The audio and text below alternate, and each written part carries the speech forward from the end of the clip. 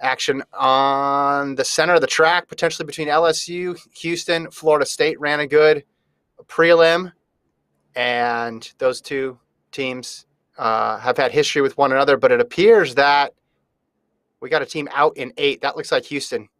I think Houston dropped that first exchange there, Gordon, and they are out. LSU's Terrance Laird now has the stick with 100 meters to go, and he's going head-to-head with Matthew Boling on the inside. North Carolina in the mix as well, too. Laird, Boling. It's going to be Laird with the lean at the end, 38.48 unofficially there.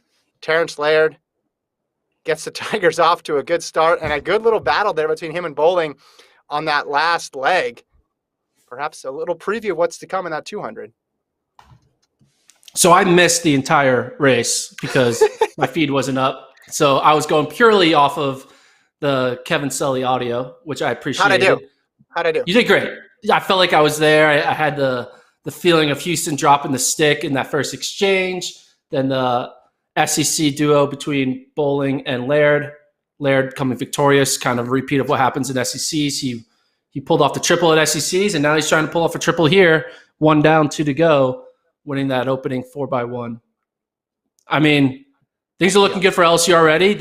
This was probably the one that they weren't the favorite in because Houston had a faster season's best. And for them to pull off this win, very impressive. We don't know what could have happened if Houston was in the mix. But, hey, part of the job is you got to stick around those 3 exchanges, and LSU got the job done. So, yeah, LSU already on the board. Do you think Laird will pull off the triple? Do you think he's going to win the 1 and 2 now after seeing him kind of run down Boling? Boling had the lead there, and he ran him down there to take the win. Boling had a lead. It was not a big lead, but he did have a slight lead, and Laird was able to just fly past him, and especially in that last 50. I mean, I picked Maswangani from Houston to win the 100, so I'm not changing that just because his team dropped the stick. I'm staying with my pick here. But LSU, I mean, you can't get a better start than you did for LSU. Already just cementing their status as huge favorites early on in the final day of competition. Yeah, very impressive run there for LSU. Update the team projections here. Hold on. Apologies for my I have to readjust my projecting calculator. So give me a few more moments, and then we'll get the projections going nice and dandy for you. Yeah, well, while we wait, we can start kicking around what's going to happen with this men's 1500, which is due to start at 5:11 local time, 8:11 on the East Coast, and 7:11 p.m. here in the Central Time Zone. The race that we've been waiting for between. Already. you got Cole Hawker, you got Kipsang, you got Nagoose. You have a contrast in styles with all of those gentlemen. You have the potential to see something very quick, but at the bare minimum, this is going to be an amazing race. We've all seen what those 3 gentlemen have been laying down this year. Got to look there back at the 4x1 exchange between Houston, where Houston dropped the stick there. Someone made a GIF very quickly, so shout out to them. 15. I mean, Houston's had trouble in the past, right? It was only a couple of years ago when at the West prelim they dropped the stick as well too.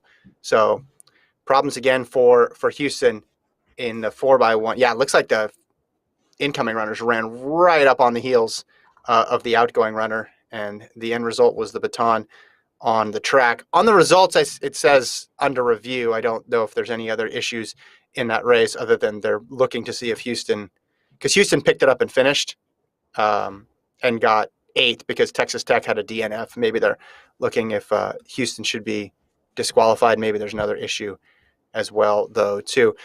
I mean, big performance, though, from Georgia in that one, too, Gordon. School record there. Smith, Godwin, Dunkley to Boling. 38.54. That's a big time. Was not one of the top 3 seeds out of the first or out of the semifinals, excuse me, and then ended up running all the way to second. So a good race there for the Georgia men. Yeah, and Texas, right? I had Texas getting only 1 point, even though they only got sixth. That's a huge move for their team projections, as they're now projected to beat Oregon by 4 points for that second spot. This whole day is going to be about who can get second. We know LSU is going to win, but for Texas to kind of jump up from what we thought would be eighth place to sixth place, it may not seem like much, but having a projected 4 point gap over the home team in Oregon is going to do well for them when it comes down to the latter part of the meet.